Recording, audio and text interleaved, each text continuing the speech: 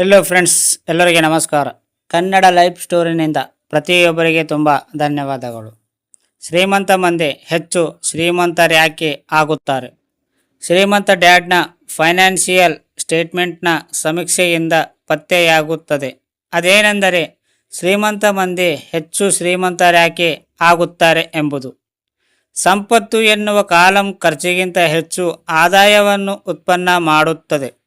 ಅದರಿಂದ ಹೂಡಿಕೆಯಾದ ಭಾಗ ಮತ್ತೆ ಸಂಪತ್ತಿನ ಕಾಲಂಗೆ ಹೂಡಿಕೆಯಾಗುತ್ತದೆ. ಸಂಪತ್ತಿನ ಕಾಲಂ ಹೆಚ್ಚಾಗುತ್ತಲೇ ಹೋಗುತ್ತದೆ ಮತ್ತು ಅದರಿಂದ ಸಿಗುವ ಆದಾಯವು ಹೆಚ್ಚುತ್ತಲೇ ಹೋಗುತ್ತದೆ. ಪರಿಣಾಮವಾಗಿ ಶ್ರೀಮಂತ ಮಂದಿ ಹೆಚ್ಚು ಶ್ರೀಮಂತರಾಗುತ್ತಲೇ ಹೋಗುತ್ತಾರೆ. ಮಧ್ಯಮ ವರ್ಗೀಯರು ಯಾಕೆ ಸಂಘರ್ಷದಲ್ಲಿರುತ್ತಾರೆ? ಮಧ್ಯಮ ವರ್ಗದವರು ಸದಾ ಹಣದ ಕೊರತೆಯಿಂದ ತೋಳಲಾಡುತ್ತಿರುತ್ತಾರೆ. ವೇತನವೇ ಅವರ ಮೂಲ ಆದಾಯವಾಗಿರುತ್ತದೆ. ಅವರ ವೇತನ ಹೆಚ್ಚಾದಾಗ ಟ್ಯಾಕ್ಸ್ ಕೂಡ ಹೆಚ್ಚಾಗುತ್ತದೆ. ಅವರ ಖರ್ಚು ಕೂಡ ವೇತನ ವೃದ್ಧಿಗೆ ಅನುಪಾತದಲ್ಲಿ ವೃದ್ಧಿಯಾಗುತ್ತದೆ. ಹಾಗಾಗಿ ಅದನ್ನು ಇಳಿಯೋಟವೆಂದು ಕರೆಯಲಾಗುತ್ತದೆ. ಅವರು ಆದಾಯವನ್ನು ಉತ್ಪತ್ತಿ ಮಾಡುವ ಸಂಪತ್ತಿನಲ್ಲಿ ಹೂಡಿಕೆಯನ್ನು ಮಾಡುವ ಬದಲು ತಮ್ಮ ಮನೆಯನ್ನು ತಮ್ಮ ಅತ್ಯಂತ ದೊಡ್ಡ ಆಸ್ತಿ ಎಂದು ಬಗೆಯುತ್ತಾರೆ. ಸಾಲದ ಮುಳುಗಿರುವ ಪ್ರಸ್ತುತ ಸಮಾಜದ ತಳಪಾಯದಲ್ಲಿ ಎರಡು ವಿಷಯಗಳಿವೆ. ಮೊದಲೇನೆಂದು ತಮ್ಮ ಮನೆಯನ್ನು ಹೂಡಿಕೆ ಎಂದು ತಿಳಿಯುವ ಅಭ್ಯಾಸ, ಮತ್ತು ಎರಡನೆಯದು ವೇತನ ಹೆಚ್ಚಾದಾಗ ತಾವು ಇನ್ನೂ ದೊಡ್ಡ ಮನೆಯನ್ನು ಖರೀದಿಸಬಹುದೆಂಬ ಇರದೆ ಅಥವಾ ಹೆಚ್ಚು ಖರ್ಚು ಮಾಡಬಹುದೆಂಬುದು. ಹೆಚ್ಚಿದ ಖರ್ಚಿನ ಕಾರಣದಿಂದ ಜನರು ಹೆಚ್ಚು ಸಾಲ ಮತ್ತು ಹೆಚ್ಚು ವಿತ್ತೀಯ ಅನಿಶ್ಚಿತತೆಯಲ್ಲಿ ಮುಳುಗಿ ಹೋಗುತ್ತಾರೆ.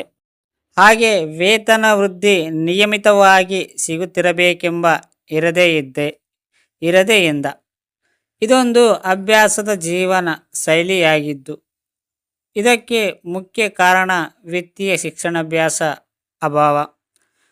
ಸಾಧ್ಯ ನೌಕರಿಗಳಲ್ಲಿ ಭಾರಿ ಕಡಿತ ಉಂಟಾಗಿರುವ ಹಿನ್ನೆಲೆಯಲ್ಲಿ ಮಧ್ಯಮವರ್ಗೀಯರು ಆರ್ಥಿಕ ದೃಷ್ಟಿ ಎಷ್ಟೊಂದು ಅನಿಶ್ಚಿತವಾಗಿದೆ ಎಂಬುದು ಸಾಬೀತಾಗಿದೆ. ಕಂಪನಿಗಳು ಪರಂಪರೆಗೆ ಫೈನಾನ್ಸ್ ಯೋಜನೆಗಳ ಸ್ಥಾನದಲ್ಲಿ 401ಕ್ಕೆ ಯೋಜನೆಯನ್ನು ತರುತ್ತಿದೆ. ಸಾಮಾಜಿಕ ಸುರಕ್ಷತೆಯ ಸ್ಪಷ್ಟವಾದ ರೂಪದಿಂದ ಗಂಡಾಂತರದಲ್ಲಿದೆ ಮತ್ತು ನಿವೃತ್ತಿಯ ಸ್ರೋತದ ರೂಪದಿಂದ ಅದರ ಮೇಲೆ ಭರವಸೆಯನ್ನು ಇಡಲು ಸಾಧ್ಯವಾಗುವುದಿಲ್ಲ. ಮಧ್ಯಮವರ್ಗೀಯವರ ಬದುಕು ಭೀತಿಕರ ಆವರಣದಲ್ಲಿ ನರಳುತ್ತದೆ. ಫ್ರೆಂಡ್ಸ್, ನಿಮಗೆ ಈ ಸ್ಟೋರಿ ಅರ್ಥವಾಗಿದೆನಾ? ಇಲ್ಲಿಯವರೆಗೂ ಕೇಳಿದ ಪ್ರತಿಯೊಬ್ಬರಿಗೆ ತುಂಬ ಧನ್ಯವಾದಗಳು. Thank you so much.